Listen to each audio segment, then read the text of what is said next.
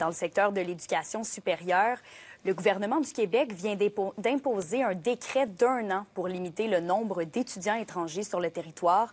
Donc, Félix, quelles seront les répercussions ici dans la région?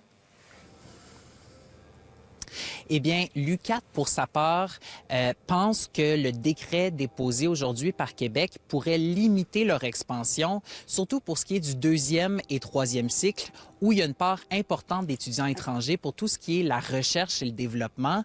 Le recteur de l'université, Vincent Rousson, pense aussi que l'initiative peut affecter le financement de certaines universités. Et ce dernier pense aussi que la mesure proposée par Québec peut ternir la réputation du Québec à l'international pour ce qui est des études à l'étranger.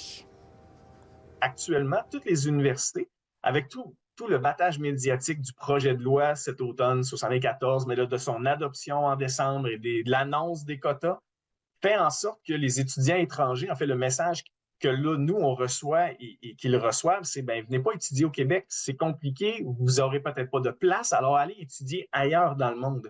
Donc, il y a des baisses importantes pour l'UQAT actuellement, là, jour pour jour, là, c'est tout près de 1000 demandes d'admission de moins que nous avons de la provenant de l'étranger, là. Et du côté du cégep régional, qu'est-ce qu'on en pense?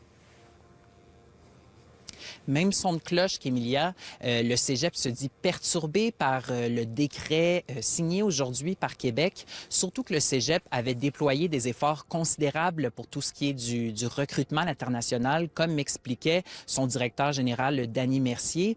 Et ça a créé aussi de l'incertitude, de la fragilité dans le développement de tous leurs programmes qui sont offerts, dans le développement de leurs programmes qui sont offerts. On l'écoute. Par exemple, si demain on désire ouvrir une AEC pour des éducatrices à l'international, hein, pour continuer la mission du Cégep de la Témiscamingue qui est former de la main-d'œuvre, notamment former de la main-d'œuvre, devrais-je dire, eh bien, on a un plafond qui est mis, qui est pour notre Cégep 10 étudiants.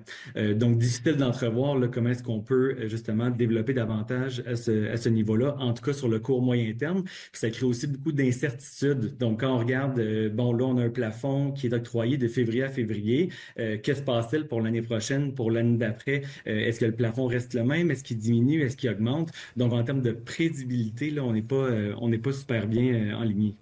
Donc, on va assurément suivre le dossier. Merci, Félix. Je vous en prie.